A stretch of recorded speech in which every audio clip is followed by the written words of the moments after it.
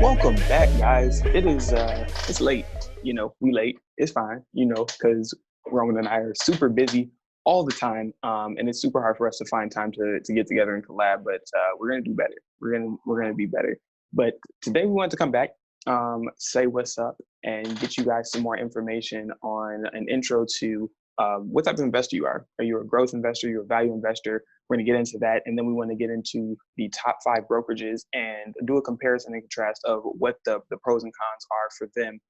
I myself haven't used most of these companies, so you won't be hearing much from me today. It's going to be Roman, who has done all of this stuff, and he's going to lead the charge pretty much from here on out. I'll have some questions and stuff for you, but for the most part, this is all you, my guy.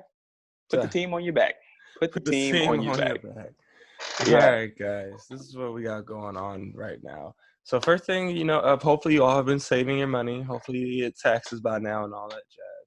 So right now you might be getting to the point like, well, I want to start investing some of this money that I've been saving and start trying to build up some wealth that way. Two main principles to investing are whether or not figuring out whether you're a value or a growth investor. Value investors are usually ones who just look for that uptick in stock price. You were the people that really want value in the company.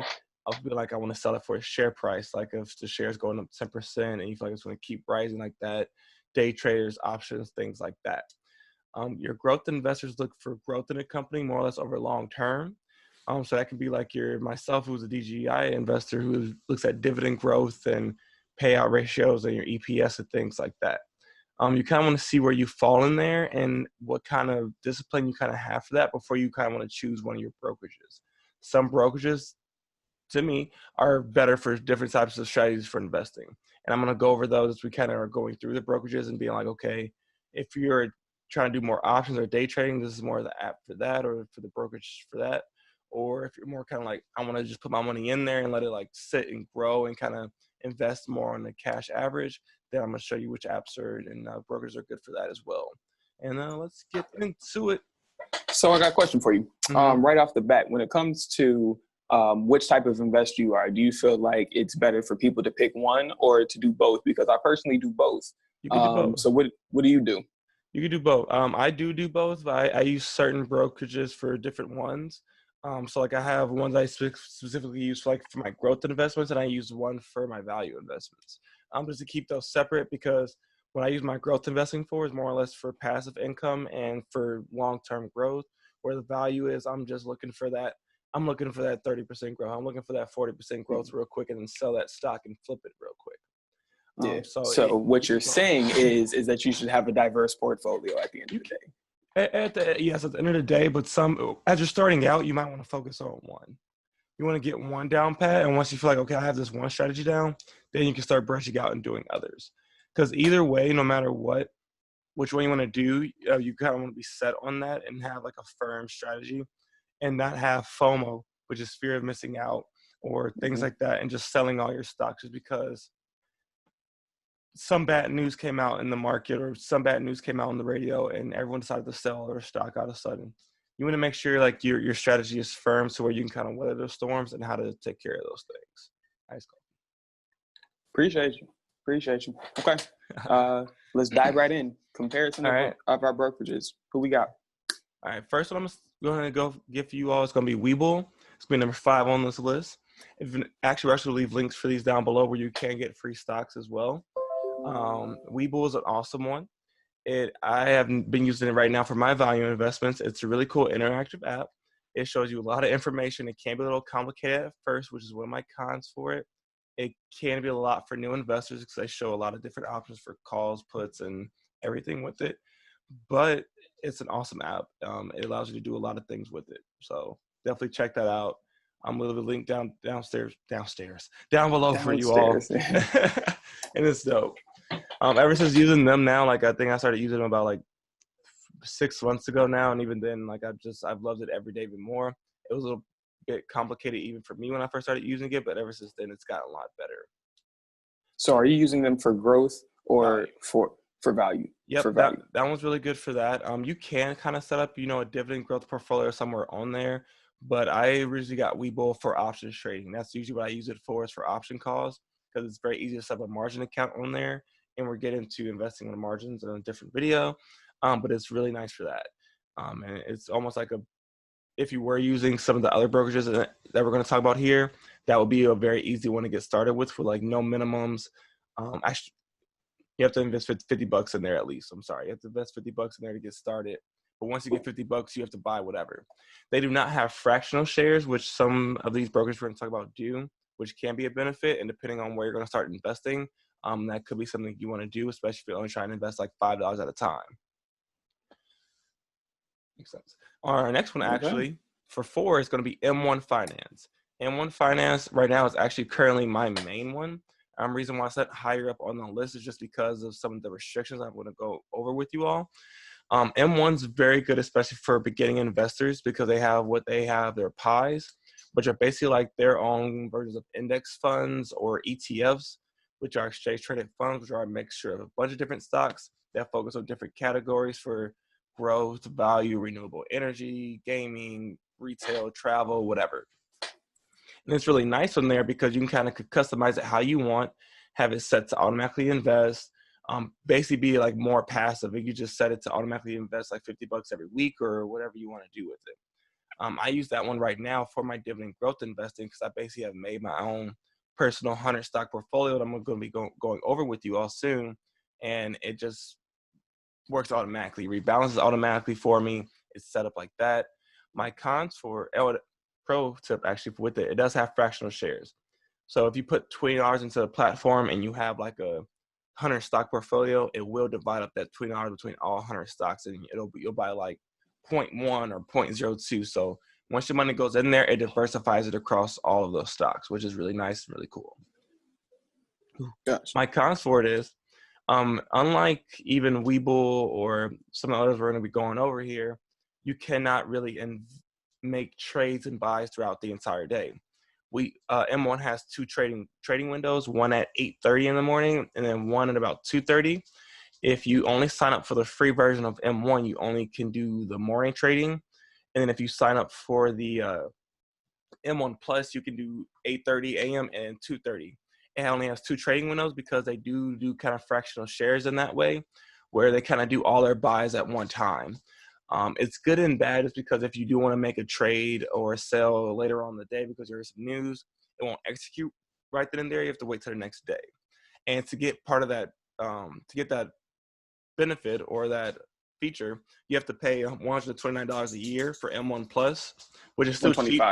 $125. I'm on the website now, so yeah. They do send out a lot of discounts. Like they send me discount promo codes because I don't do M1 Plus. They send me a discount code today for like $70 off for the first year. So once you get started with it and you do want to you feel like it's a value for you, they do offer M1 Spin, which you earn like 1% interest on your cash there, M1 Borrow, where you can borrow money against your investment portfolio and things like that at very low interest rates. Sorry. So if those feel like they're going to be a value for you, then M1 Plus can definitely be a benefit for you. But that's why they're lower on this list, is because they don't have like an all-day trading window. You can't really do like day trading or options trading on there. There's no option for that. But it is really good for passive income and just kind of growing your money with that. Like I have my retirement account and my dividend growth portfolio both through M1. We're gonna have to get into day trading soon. Yes.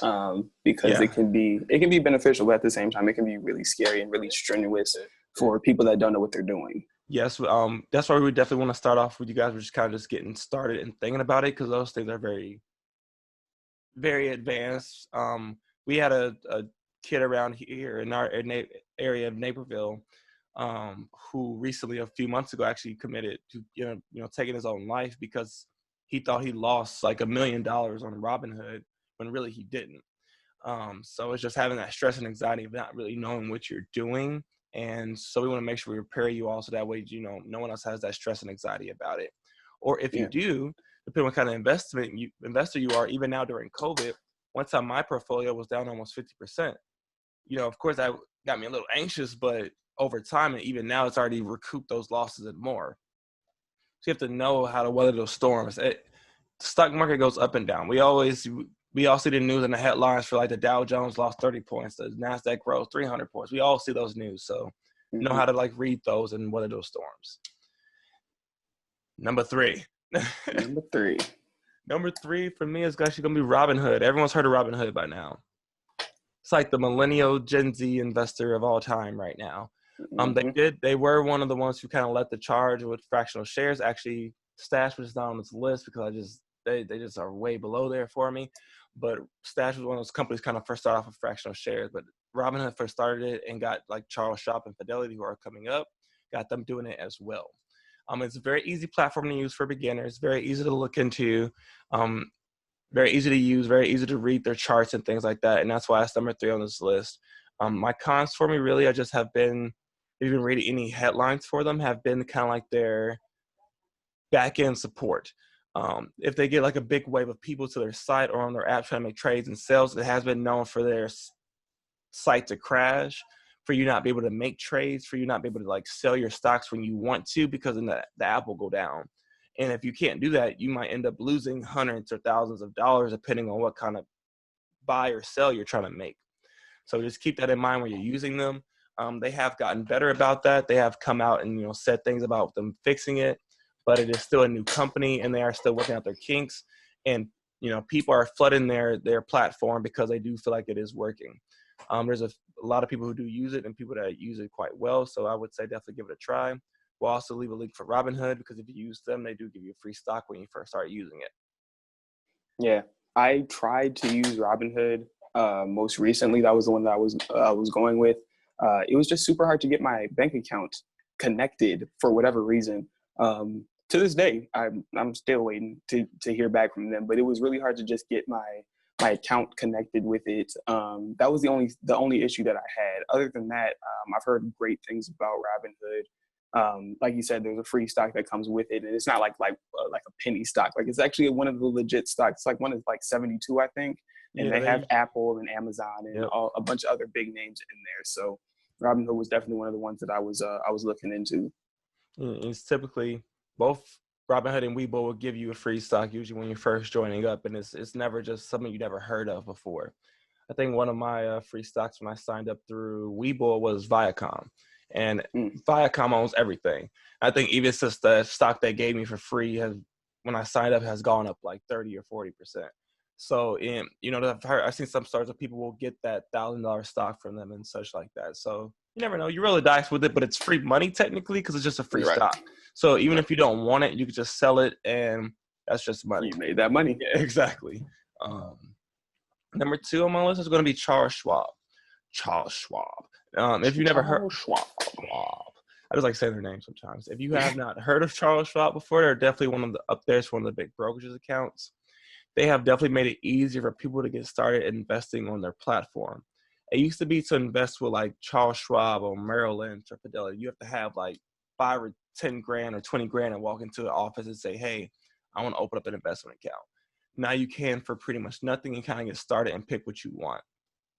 Now, they did just start fractional shares on some of their portfolios, depending on what you get, and that's where they're a good one to go to, but their support is really great. Don't really have too many cons about them. They've been doing investment accounts for years. They're a trusted brokerage, so definitely if you guys want to use them, check them out. One of the reasons why I just kind of stopped using them was just because I just liked M1 and Webull's kind of platform and user interface better. Charles Schwab's new update has gotten a lot better, and I do give him a plus for that. So awesome there. The next big one, and this is number 1 on the list because everyone has heard of them, or if your company has used them, but that's going to be Fidelity, Vanguard, Fidelity. Vanguard and Fidelity. Okay. Fidelity. They are awesome. I have nothing bad to say about them except for they just come out with fractional shares as well. You can start using them soon with $1 or so. But I think right now you still have to buy like their stocks in full. So if you buy a stock that's $75, you're gonna have $75 to buy it, just straight up. And nothing wrong with that. That's just classic investing. But especially if you want to use Fidelity or Charles Schwab, you're probably definitely taking it seriously, and you probably have some money saved up to get that started. Fidelity is great. They have a lot of good options for, especially if you want to do index fund trading. They have some of the best index funds on the market. Everyone knows of like BTX and VOO for like your total market index funds and things like that. So you definitely want to check out Vanguard for those reasons. Great research. We have to break down index fund because the people don't know what you're talking about. All right. The index fund. This is super important, and this is great stuff. So yes. Index fund. Index funds are a collection of multiple stocks. They could be just in one sector as far as consumer cyclicals or consumer defensive or retail or industrials. But a lot of times, especially with Vanguard, it end up being total market funds.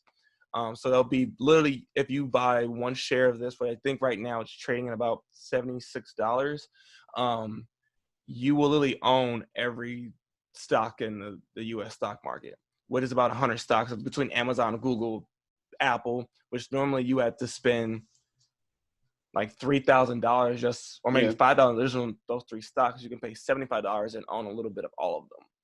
So it allows you to be very diversified. And no matter what, even if one of those stocks were to fail, you would still own 99% of the other stocks in the world.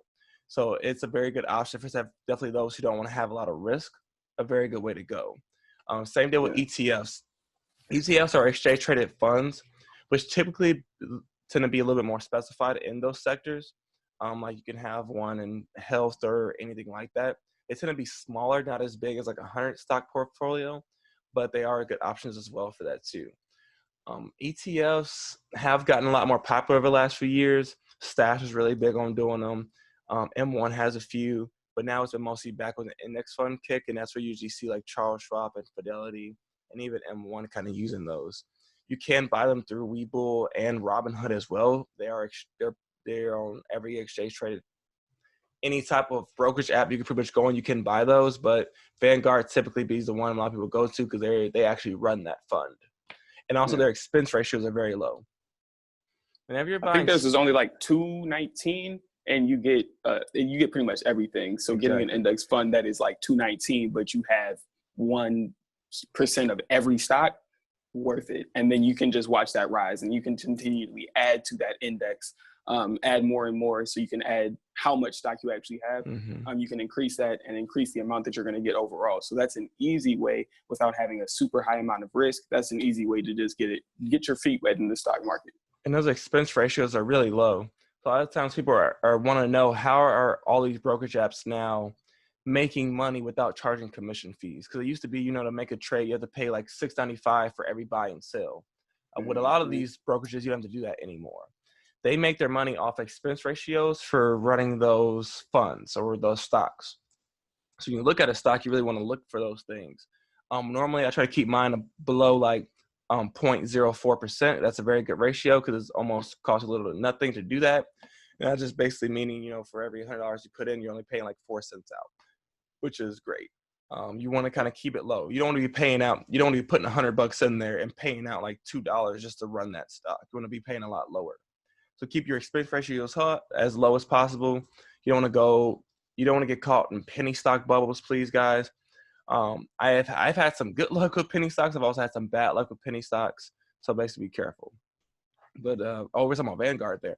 No really cons to Vanguard. They're number one on this list because they have had one of the longest trade. Basically, is the longest running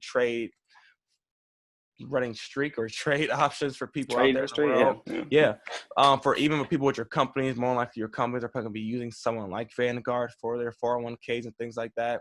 And they're great. I even still use Vanguard even just for research when I want to even go buy a stock and things like that. So definitely check out Vanguard. And then any questions, Ion? You got any?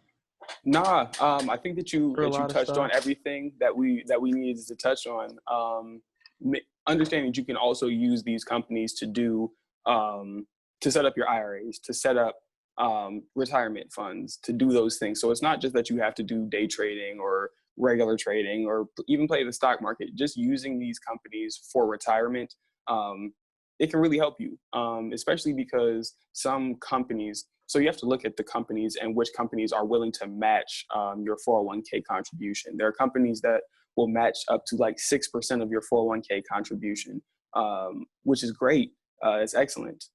I'm not necessarily with a company that does that, So I contribute a decent amount there, but then I also want to pull that money out and put it into, a Charles Schwab or put it into a Fidelity, something like that, so it can also make money while it's just sitting there. So you have to think about ways that you can do that. Look to see if your company is willing to contribute to your 401k to match that, so you can make the most of your passive income and allow that to really settle in for retirement. And then don't touch it. Leave it there. Don't let it. Don't start pulling money from there because it says, "Oh yeah, you can pull a loan from here, and it's only going to charge you X amount of percentage, whatever." Don't do that. Leave it there. Let it continue to grow. And yeah, I mean, Yeah. other than that, you're good. Yeah, there is no get rich quick scheme really for investing. Yes, if you're following the news that Bitcoin or whatever, hurt stock that happened recently when they declared bankruptcy, and then right the day afterwards, their stock jumped up 500% because a lot of people on Robinhood started buying the stock again, and it shot up by 500%. Mm-hmm. Those instances are rare, and a lot of times you'll end up losing money before you end up making money. So just be careful, guys. Do your research before you start just trying to buy an option or anything on a margin or any stock at all, just thinking it's going to go up a bunch of money. It was Yeah. I started investing in one renewable energy company, and this is success and failure story at the same time. I invested in looking at the potential and their growth and their value and be like, okay, I want to invest in them because I know they'll grow. They went up. I saw their stock when it went up 40%. I was like, okay, yeah, I figured they'll go off 40%. I'll sell it then. Little did I know, 2 or 3 weeks later, they went up another 150%. Not to say, it was good and bad for me because at the same token, I still made money, but I also could have made more money if I held it for a little bit longer. So this goes to holding strong to your values, holding strong to your dollar cost averaging, which is investing just at a schedule. I invest on a set schedule no matter what, no matter what's going on in the market, because eventually the market will always rebound. Even now with what's going on in the current economy, our stock market's averages to increase about 6.92% a year. So always think about those things. Don't be afraid. Play them long term. It's a long Long game. term. It's golf. That's what It's it is. golf. It's the long game. We're playing golf with our money. Yeah, that's what we're doing. Anything else that you wanted to go over? No, I No? think we hit some things. I want to know if you guys have any questions about any of these brokerages or anything like that. We're going to include links for all these brokerages down below for you all to kind of go on there and check them out. As well as there is also a couple. I know I got to look for on iOS because I do have an Android. Sorry, everybody. But there is a stock market games that you can play for free. And with those games, you can go on there, and it's fake money, but it does follow the stock market in real time. So it'll give you like 10 or 20 grand or whatever you want to set to. And maybe you can play around with that for a couple weeks or a month to kind of get your strategy down and see how you do. And be like, oh, okay, like this makes sense. Okay, this is working now. I did that for about 6 months to a year before I actually got into actually investing with my own money, just so I can practice strategies. I would just throw money somewhere and just see how it would function and how it would do and experiment with it. And then I started actually putting money into the stock market and growing it there. So that's just a way to practice with that and see where you're going. If you haven't already, download Yahoo Finance. That's just an app that I think everyone should have just for market news and things like that. Market Watch. If you have an iPhone or Android, Google News or Apple News, just to keep up with the news and read things. The stock market does go up and down depending on what the news is going on. So it's important to pay attention to it. Like I said, guys, like, comment, subscribe, let us know. Yeah, Got any all those questions? things. Of course, if you got any questions about any of this, I know this stuff, we're getting into investing now, so this stuff is going to get a lot heavier. So just let us know. Let us know, what's going on with you guys. Definitely. And then on days when we do happen to miss a post, we will be letting you guys know, and we will encourage you guys to go back and watch things that we've done previously. Make sure that you're going to check out things like investment in self, because we come back to that a lot. All of this investing stuff that we're talking about is an investment in self. So if you don't have a solid foundation on things that we've covered already, if you don't have a solid foundation on budgeting or how to do other things or taxes or all the other things, saving, we've done a lot of stuff already. We'll encourage you guys to go back, check those things out. Make sure that you're checking us out on the podcast sites. We're on all of them. Google, Yeah, if you're going for a run, you're working out, like this is a good moment. Like that's where I listen to my podcast a lot, is when I'm walking around and working out or something like that, is because you're learning while it's multitasking while you're doing something else. And yeah, guys, and I know people want us to start investing like sooner. We just wanted you all to make sure you guys had kind of a stronger foundation of your budget, your savings, getting out an investment itself before.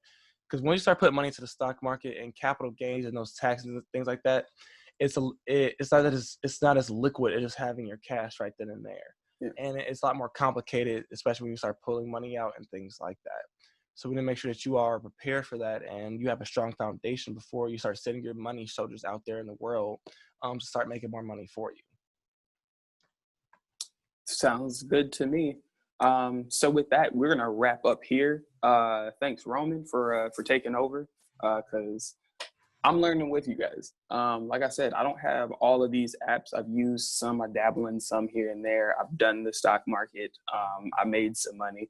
I lost some money. It's all good. So it's time for me to get back in there. So this will be a process that I'm walking through with you guys, and it'll be a good time.